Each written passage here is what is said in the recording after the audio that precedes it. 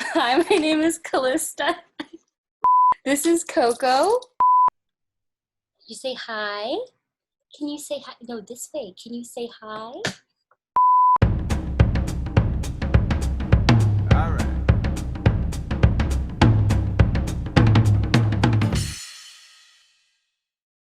Hello and welcome to Who's Leading the Pack. I'm your host, Annie Ford, and this is a show where I sit down with some of campus's leaders and learn more about the role of their organizations at NC State. Today I'm joined by Calista, a mental health ambassador from NC State's Counseling Center. Hello, Calista, and welcome to the show. I'm so excited to have you. I'm sorry, he's chewing right now. Sorry, yeah, I'm very excited to be here. So, for starters, where are you from? I'm from San Diego, California. Very cool. And how'd you end up at NC State? I found NC State. I liked the grass, I liked the trees, I liked the color red, and it had a lot of opportunities that I wanted out of my college experience. So, you are involved with the Counseling Center. So, what exactly is your role with the Counseling Center?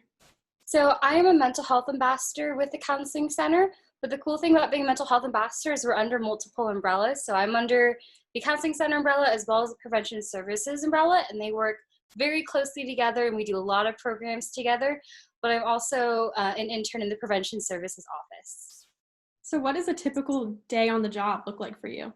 So typically a lot of it is us working together as teams, putting together presentations for different kinds of outreach. So this means going into classrooms, going into student organizations, and doing presentations about what the services the Counseling Center offers, as well as the different programs we do focused around stress, focused around getting involved. So a wide range of things.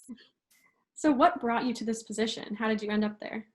So I had a lot of friends who had done a lot of work with them, and I walked into class one day and I saw a girl wearing the mental health ambassador polo, which is the one I'm wearing right now. And I asked her, I was like, do you love what you do? And she spent the next 30 minutes raving about all the different programs, all the outreach. And I said, how do I become a part of this? And here we are now. That's so nice. I love how you met someone involved with it and she was just raving about it to get other students involved. Yeah. So obviously guidelines have changed because we're in a global pandemic. So what sort of impact has that had on the Counseling Center? It is kind of changed everything, but also a lot has stayed the same. So instead of having a lot of those in-person aspects, they've all moved to that telehealth format. But a lot of the services we offered before are still being offered now. And I kind of like it a little bit more in that I can do my appointments while wearing my pajamas, which is probably my favorite part about being a part of it. So what exactly is telehealth?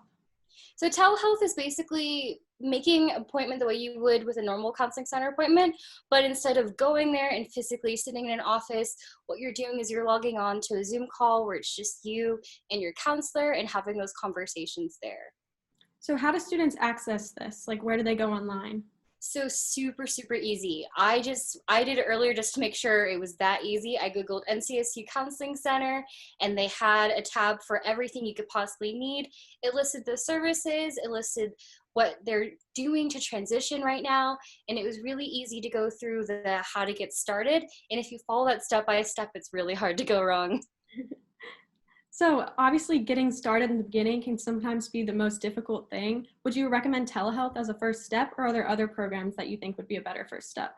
So I actually never did the telehealth thing until we got to this time. I don't know how else to explain it. And when I started with the Counseling Center, I started with group counseling because I wasn't ready to sit down and just talk about myself, but I wanted to talk to other people who were in similar situations. And the really cool thing is, although we've transferred to this telehealth format, we're still offering different kinds of group counseling, everything from identity-based to your academic focuses. And so you can kind of find a place where there are other people who are in the same boat with you. Because again, it can be really hard to imagine just sitting down and having to talk about yourself for 30 minutes to an hour. So is group counseling still going on, or is it on Zoom, or how does that work? Yeah, group counseling is still going on. Right now, they're in their preliminary process where basically you go through the same screening process you would with a normal appointment, but then you can kind of talk with your counselor and express your interests. So a lot of people, if they're looking for a group to talk about their gender identity, if they're looking to talk about their struggles with perfectionism or just academic failure or feelings of academic failure, there's groups for all of those things, and then you can kind of get sorted into them, and then the next couple weeks they'll start to meet, and you'll usually meet in a weekly format, so it's nice to have that regular meeting with the same kinds of people. Yeah. So do you have any good stress relieving techniques? Obviously, we're in a very stressful time right now. I have a lot of really good stress relieving techniques. Some of them I think are a little bit more non-traditional in that, like, I like to color, but I also really love to watch like cartoons and go on walks and kind of tap into a lot of the nostalgia of the ways that I used to relax as a kid. My other thing is I do love to play with my dog, who is right now fascinated with what I'm doing. He makes a lot of surprise appearances in many of my meetings, so I might pivot to him really quick and we can show him and his preciousness. This adorable Coco is here with us today. Oh, he's a little tired right now, aren't you, buddy? So cute. But this is my main stress reliever right here, is kind of hanging out, cuddling with him. He's a really good listener if I'm having a bad day. So He's so cuddly.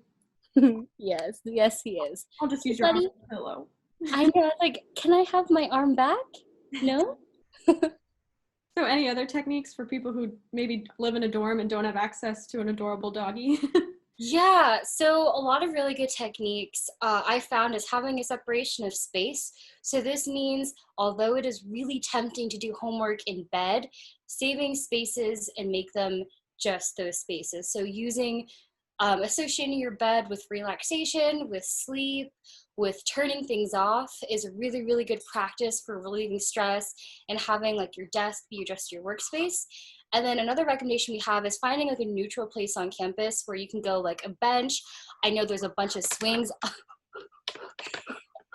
you done? You want to go?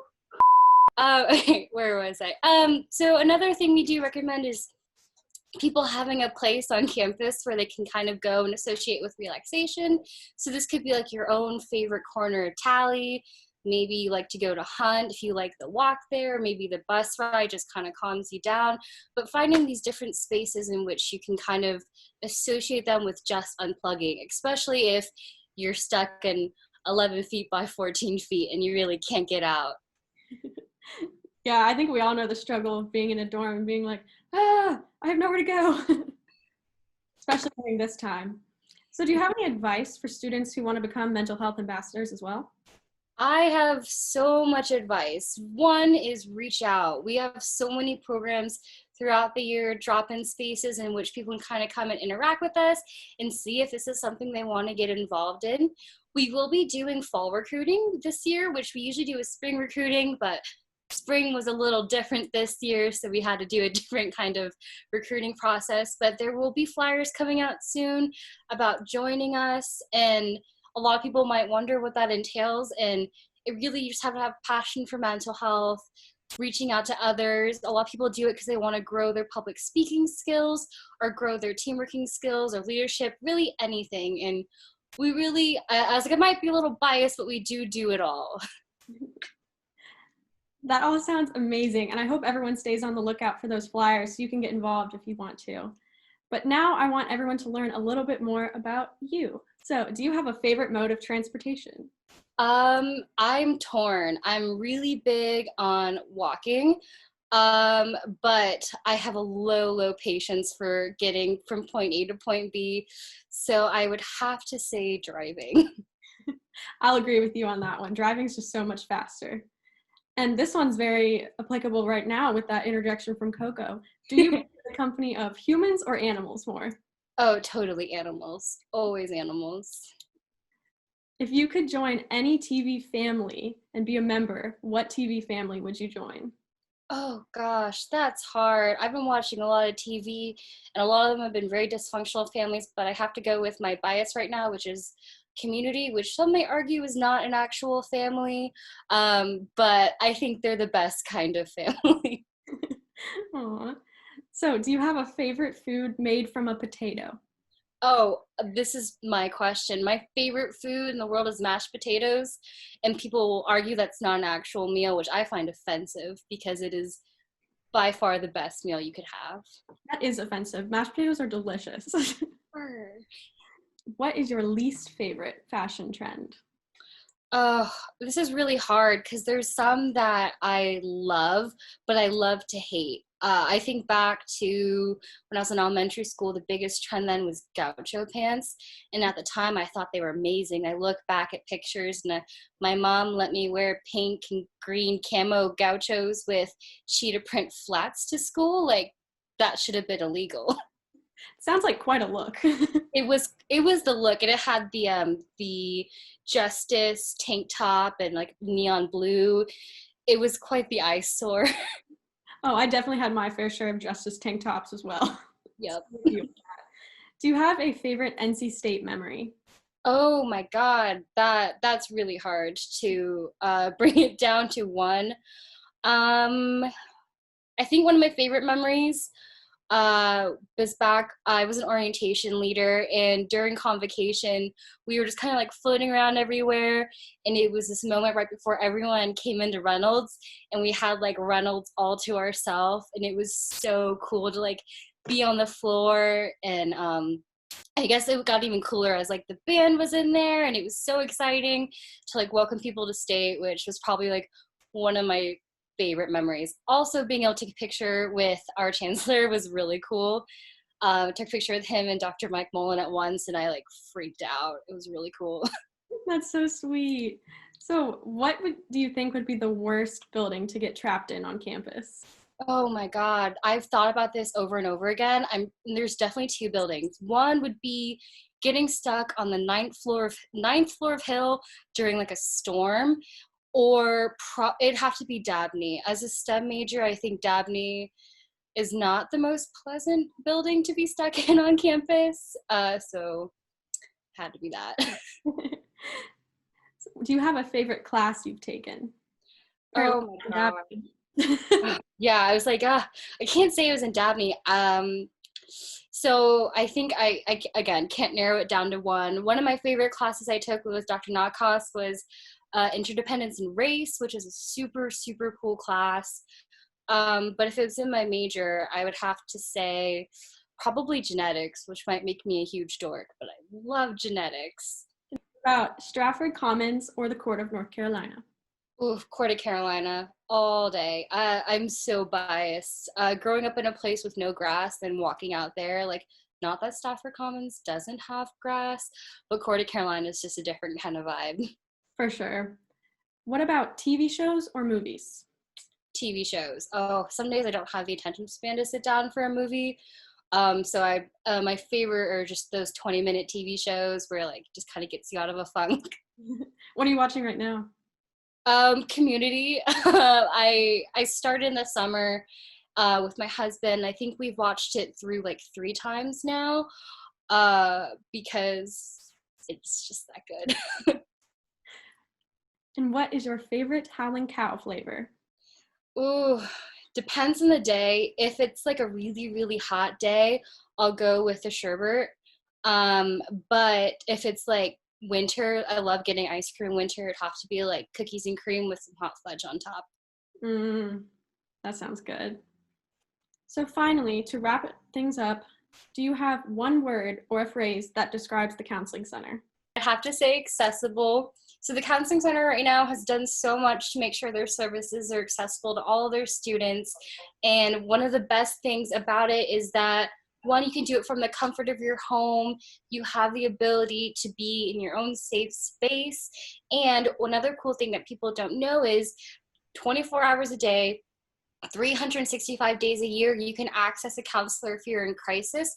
So you could be at home Christmas with the family, you could be on vacation somewhere. As long as you're an NC State student, you can access these services, and there are so many ways to get connected, so you should never feel like you're alone during these times. So that is by far, accessible is the best way to describe the Counseling Center right now. That was such a good explanation. Thank you. That's perfect. Okay, well, thank you so much again for joining me. And can we get one more Coco cam? Of course, Coco baby! Buddy! Aww. Thank you so much for joining me today, Calista, and thank you all for watching. Once again, I'm Annie Ford, and Telehealth. Good night.